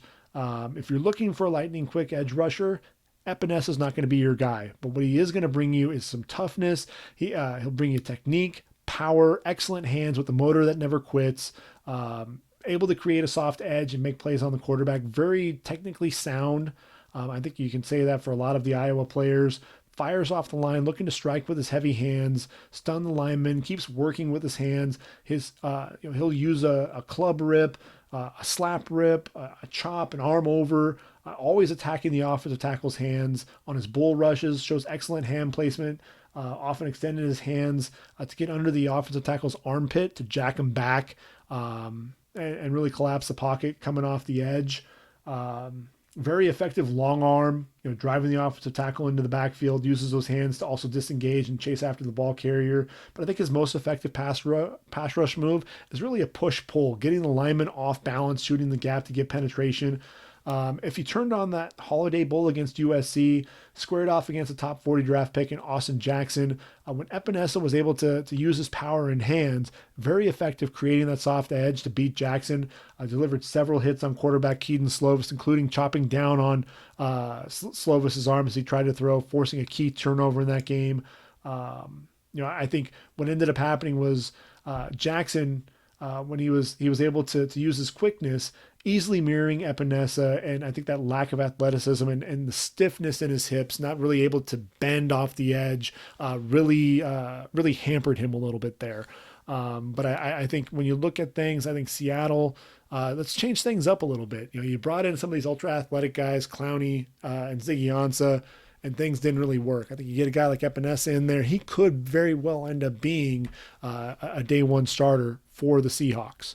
At number 28, the Baltimore Ravens. So Baltimore, you obviously had the league MVP, 14-2 in the regular season. When you look at them defensively, they just gave up 282 points, which was the third fewest in the league. But you look at the guys that you have to replace. Matt Judon had a breakout 2019 campaign, 9.5 sacks. He's a free agent, huge payday that he's looking for. If they can't sign him, you also have Pernell McPhee, also going to be a free agent as well. Inside backer, they traded away C.J. Mosley to the Jets, and then they dealt Kenny Young to the Rams. In the deal for Marcus Peters, so you've got Josh Bynes, Patrick Onwuasor, Kenneth Murray, Patrick Queen. If they were to fall, I think they could end up going here. I'm actually looking at Yetur Gross-Matos, 6'5", 266 pounds. He's played defensive end at Penn State, but if you watch him at the combine, very fluid in his movements. I think and really when he was a stand-up end there for the Nittany Lions, he showed he can rush the passer coming off the edge, showing really good bend. This is a guy, 37.5 tackles for loss, including 20 in 2018, 17.5 sacks during that span. As a 2-year starter. Very disruptive, living in opponents' backfields, 82.5-inch wingspan, uses his length to his advantage, though sometimes his punch is kind of lacking. That's when the offensive tackles gets their hand on him. But this is a guy, variety of rip and swim moves to win, getting inside, showing a quick counter spin move to get back outside to the quarterback. Does a good job also doing the up and under, taking the offensive lineman up the field to then work back inside to the quarterback. And I think his most impressive play really was against Memphis in the Cotton Bowl. Tremendous push up the field against the left guard with his hands under the blocker's pad level, then ripped through with his left arm, reached out with his right arm, grabbed the quarterback Brady White, and threw him down with just one arm. Very powerful guy. I think he's just scratching the surface of what he can be at as a football player. I think he goes to the Ravens. He's a guy who can play there out on the edge, and man, that could be scary. Scary proposition having a guy like that playing there out on the outside. Number 29, the Tennessee Titans. This is a team, very impressive run, the wild card to the AFC Championship game, secondary exposed against KC. Not only that, the cornerback position, slew of injuries. Malcolm Butler on IR with a broken wrist. Adoree Jackson battled foot and knee injuries. Now look, Logan Ryan, Tremaine Brock, LaShawn Sims, Ty Smith, all unrestricted free agents, meaning Butler, Jackson, and Kareem Moore, only corners on the roster. You add a corner with size and length like Trevin Diggs on the outside, opposite Jackson, that allow Tennessee some flexibility, allow Butler to slide inside to the slot since Logan Ryan's likely on his way out. Now, I think when you look at Diggs, physical presence on the outside, wants to jam the receiver, reroute him off the snap. Good job playing in phase as well. Probably best in trail technique, showing off his timing to extend and attack the football at the catch point to break the pass up. You'll also see him track the ball down the field like a wide receiver. I think maybe his biggest concern is the long speed, speedy wideouts, able to run by him. And when he gets beat, panic really sets in and he wants to get handsy and grab the receiver. Can't do that. Really wants to get aggressive as well. He'll be susceptible to some double moves. If he can stay patient, learn not to panic, I think he can be a productive starter early on at the next level. Trevin Diggs, 6'1", 205, corner out of Alabama. 3 picks left here in the first round, and then we'll call it a day. Number 30, the Green Bay Packers. Matt LaFleur, Aaron Rodgers, kind of had that feeling out process at the beginning. Green Bay still ended up with a 13-3 record, first round bye in the playoffs. But what really became clear was Aaron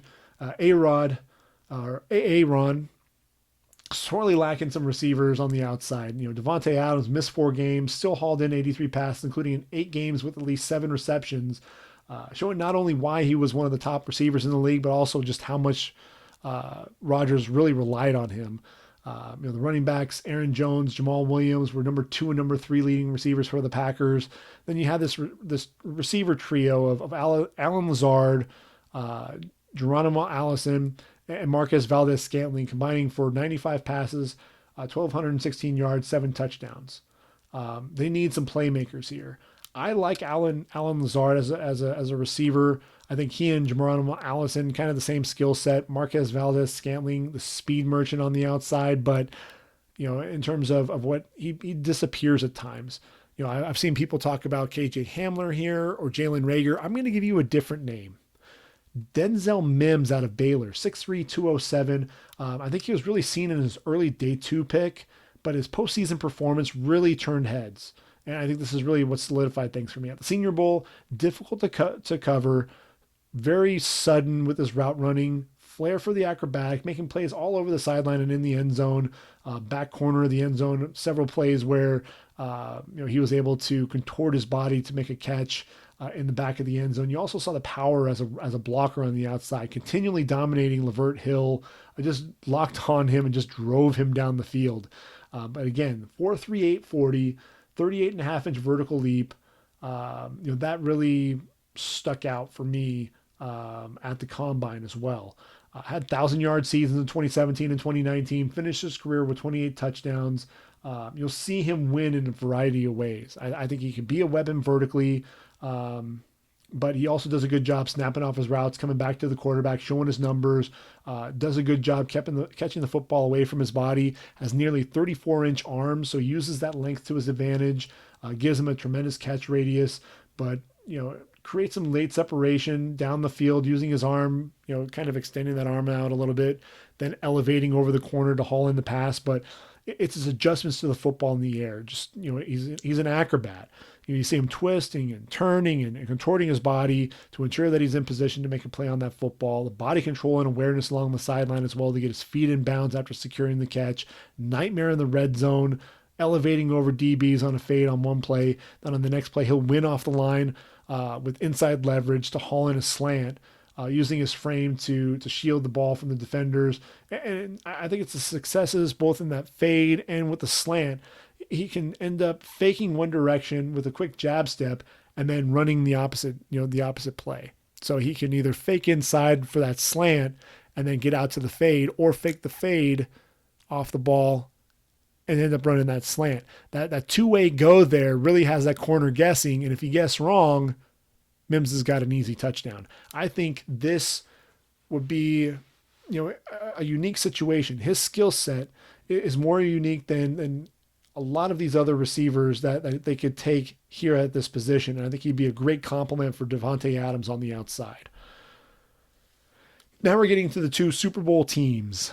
Number 31, San Francisco 49ers. Xavier McKinney out of Alabama is my guy. 6', 201 safety. Here's why.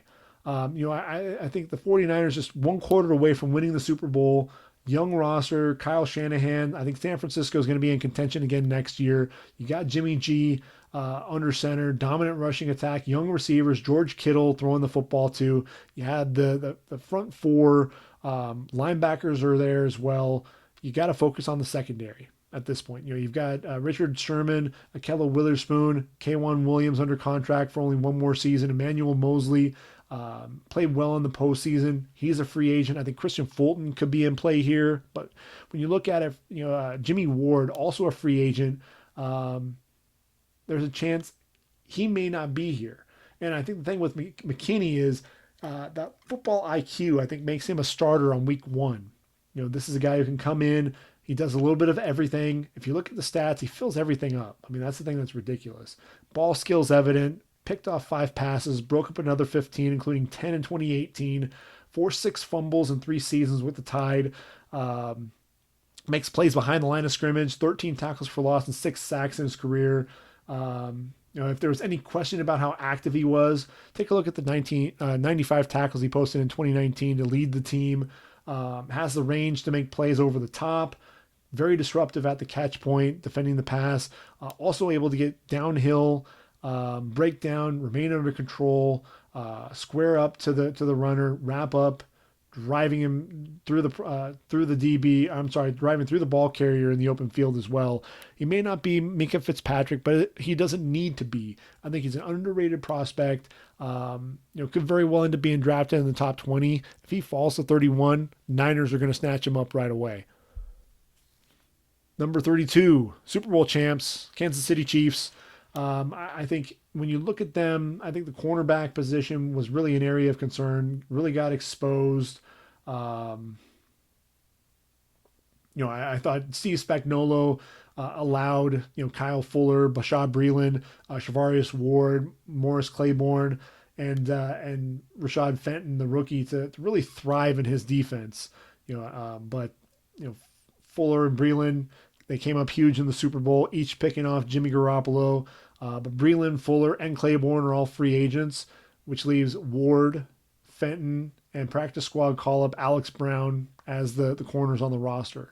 You have to expect the Chiefs to try to re-sign Breeland and Fuller, but after those postseason performances, they may get outbid. And I think Christian Fulton, instinctive corner on the outside, would be a nice compliment. Understand leverage, uses it to his advantage to make a play. You'll see him use both inside and outside leverage. When he uses that inside leverage on those in-breaking routes, especially across the middle, he'll stay on that ball side hip with the receiver, extends for the ball, makes a play. I think he doesn't always get a chance to make a play on the football, but he arrives and prevents any yak. That's at yards after catch, wrapping up the receiver in the open field, doesn't let go. Ball skills, like I said, are evident, though. So when he does make a play on the ball, 20 pass breakup in his career. You would like to see him produce a little bit more, only 2 interceptions in 3 seasons. His arms were a little bit on the shorter side as well, so body position is going to be critical for success on the outside. But what I really like is, for everything that he does on the outside, he also has that willingness to come up and play the run as well.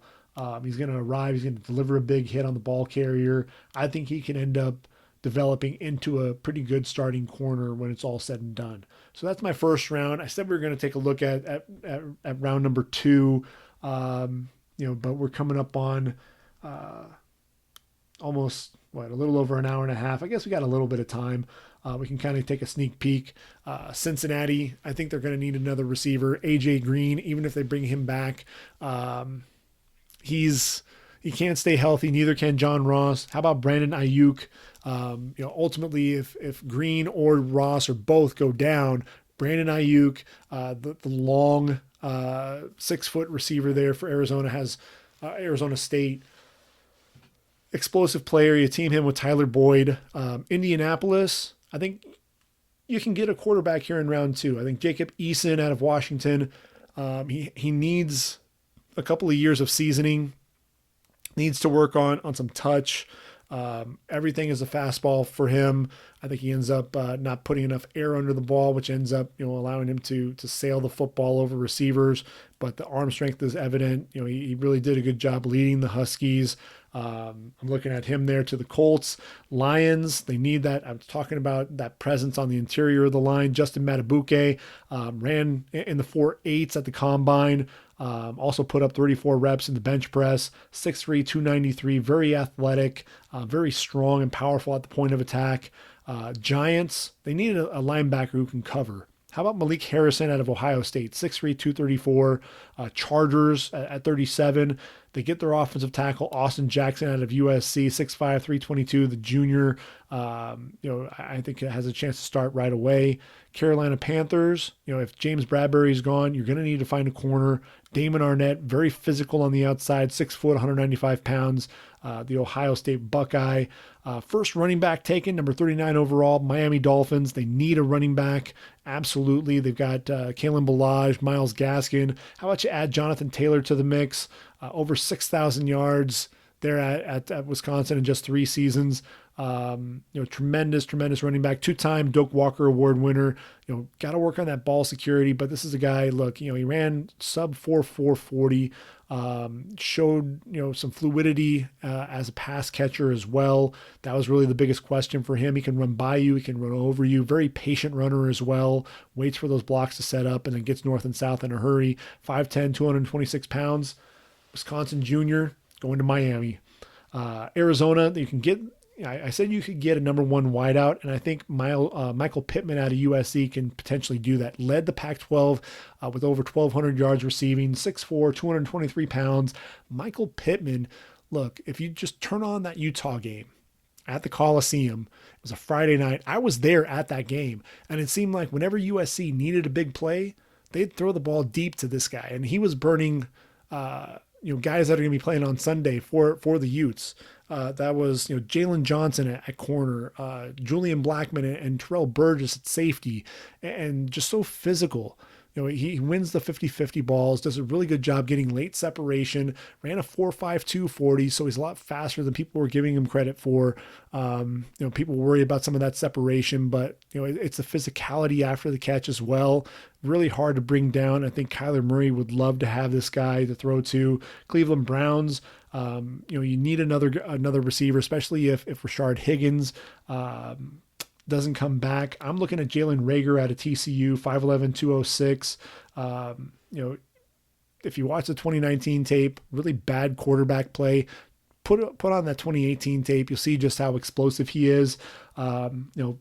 Jacksonville Jaguars at 42. You got to try to replace Jalen Ramsey. I'm looking at Noah Igbenogany out of Auburn, 5'10", 198-pound junior.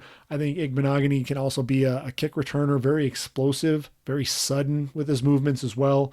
At number 43, the Bears, getting the pick from Las Vegas. I'm looking at them, especially if Danny Trevathan ends up leaving.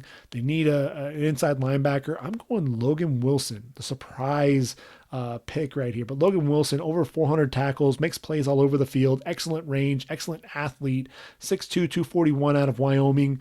This is a kid who nobody's talking about, might be the best player that nobody's really heard of. Ran a 4.63 40, 21 reps in the bench press as well.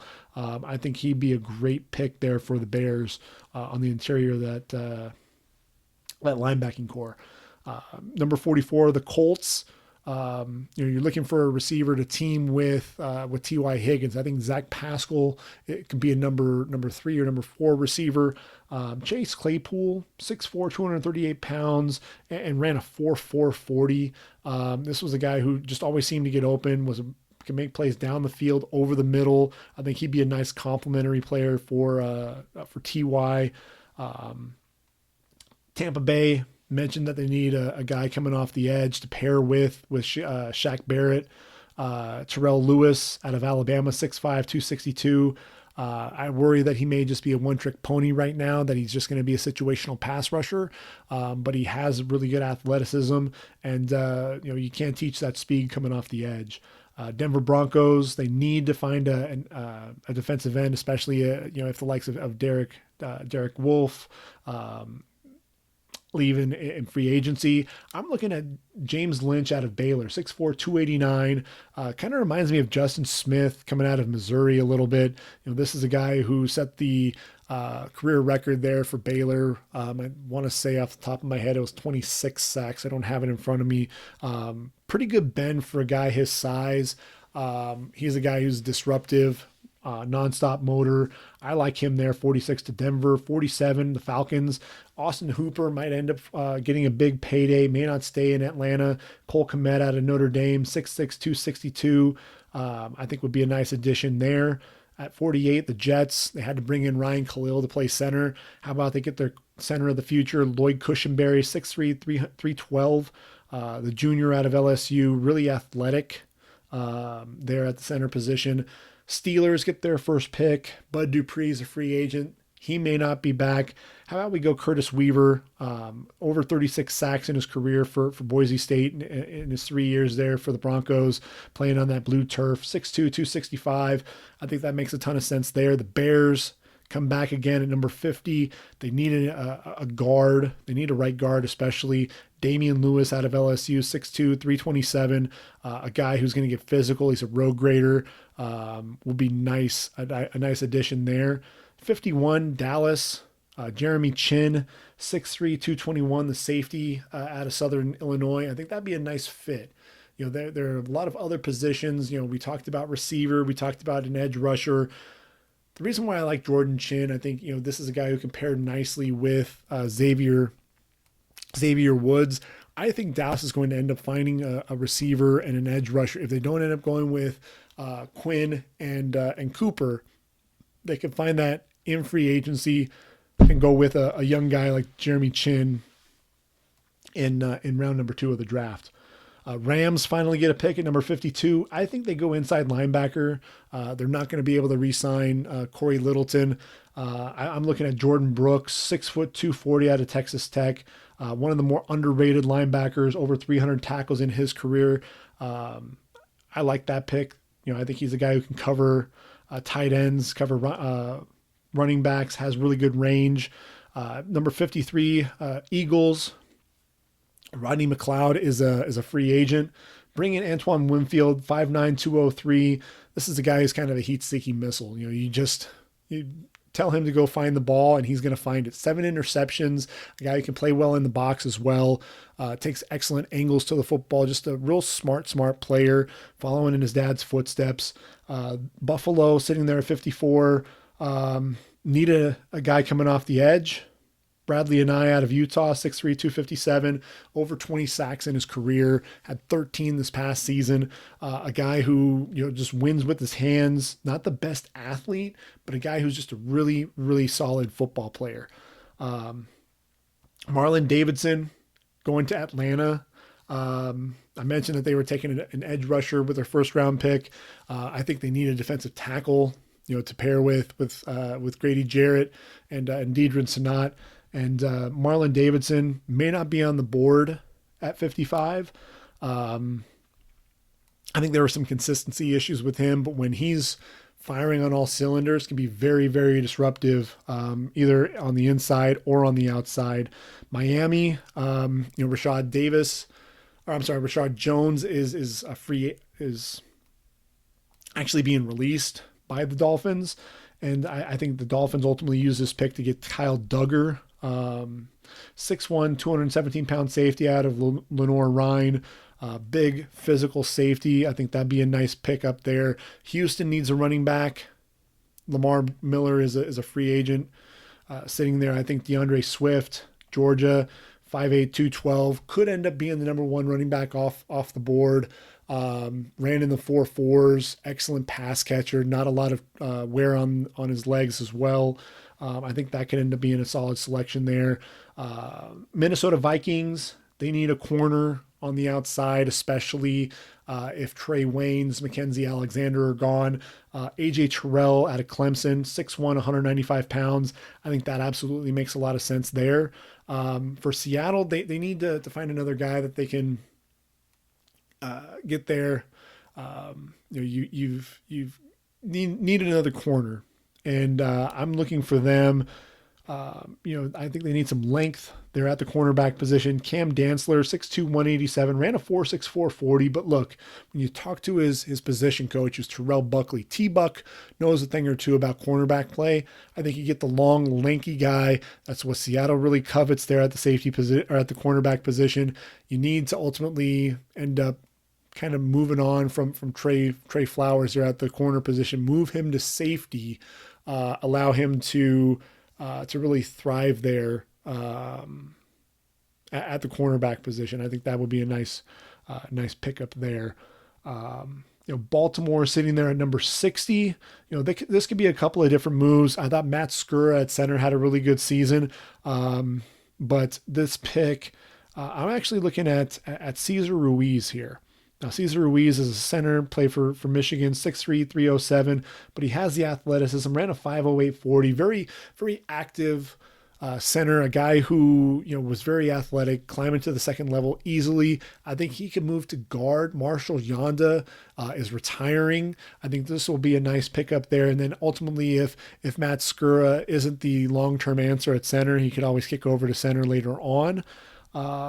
Let's see, 61, Tennessee Titans. I'm looking at Jack Conklin possibly moving on.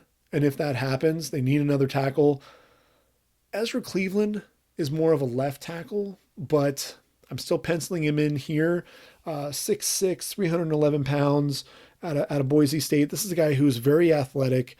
I think he's more of a finesse guy. You don't see a ton of power, which is why he may not be a right tackle. This may not be the pick. It may end up being a guy like Isaiah Wilson out of Georgia, the big, huge 6'8", 350-pound right tackle. But I'm going with Ezra Cleveland because I just like his movement skills. This is a guy who moves very well. And with teams wanting to put their edge rushers all over the field, you really have to have two guys who can move really well. So I think you have power on the left side with Taylor Lewan, and this is going to be kind of your finesse guy on the right tackle position. 62, Green Bay Packers. I think they need a tight end. We've been talking about that for a while. I think they go Bryson Hopkins out of Purdue, 6'4", 245, do everything type of tight end. I think he can make a lot of plays down the football field. Also an inline blocker.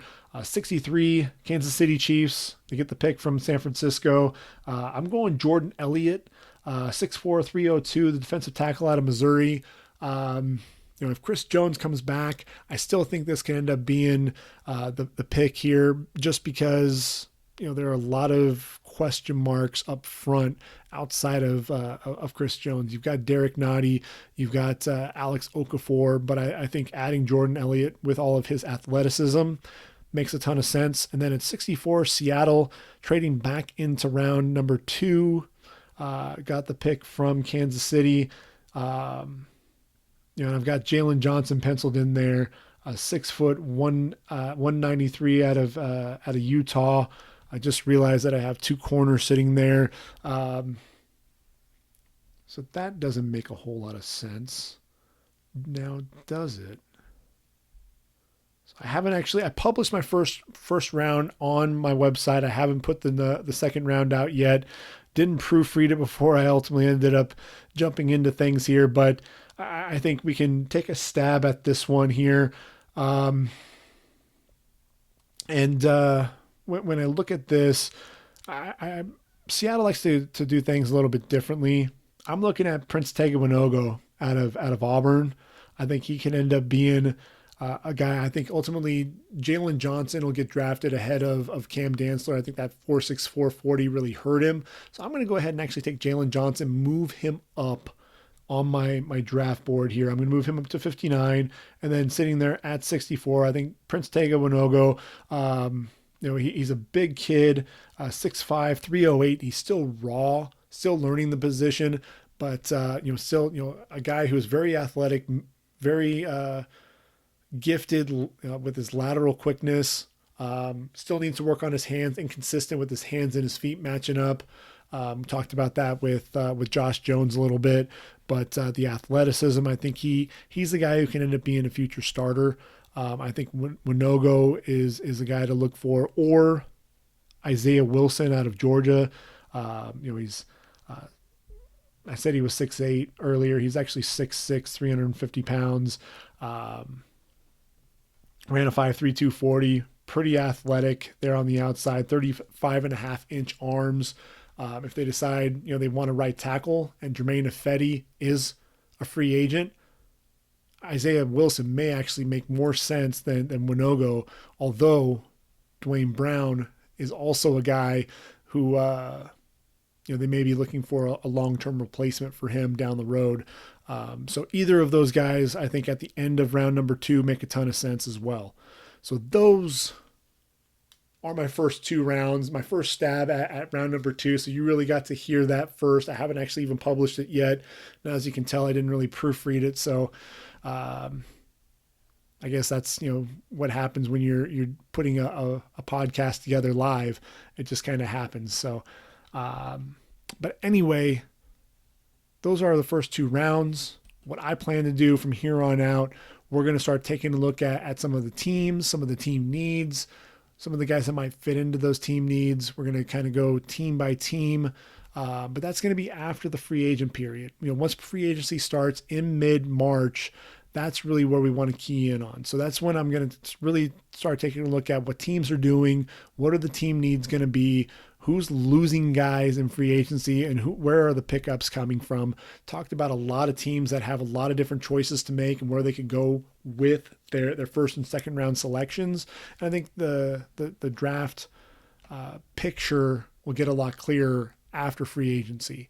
So we're not going to wait to release another podcast until then, though. So we're going to start taking a look at some of these different positions, taking a look at who are the guys that are really starting to stand out throughout the pre-draft process. We'll start breaking down some of the positions again and really start ramping up for the draft.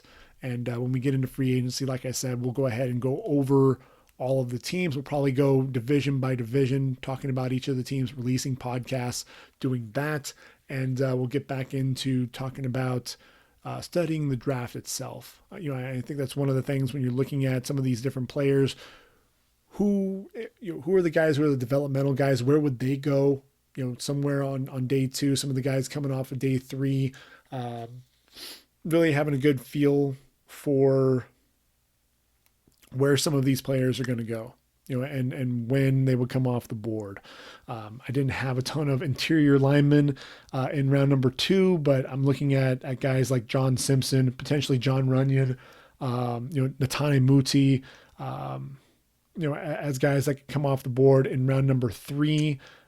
Offensive tackles, you got Matt Pert, the youngster there out of Connecticut, who I think really came on. Lucas Niang, recovering from his injury there out of TCU, is another guy there at the offensive tackle position. Just using that position as an example. At center, you got Matt Hennessy out of Temple, and Ben Bredesen at guard out of Michigan. There are some guys there in round number 3. You can really find some guys who are going to be guys that you can start building some of your team around. So we'll break down all of that. We'll take a look at the draft, the ins and outs of this year's draft. Like I said, I want to make sure that you're ready for the draft. So we're going to take a look at things from every angle over the next month and a half or so. It could be longer. We'll see what happens with whether or not the league decides to push things out. But I'm not going anywhere. I want to make sure that I keep bringing these podcasts to you so we can get you ready for the NFL draft. So for readyforthedraft.com, this has been the Ready for the Draft podcast. I have been your host, Gregg Schutze. I hope you've enjoyed the last couple of hours bringing the content to you. Until next time, everyone, take care. Have a great weekend. Be healthy, be safe, and we'll talk again soon. Take care, everyone, and I am out of here.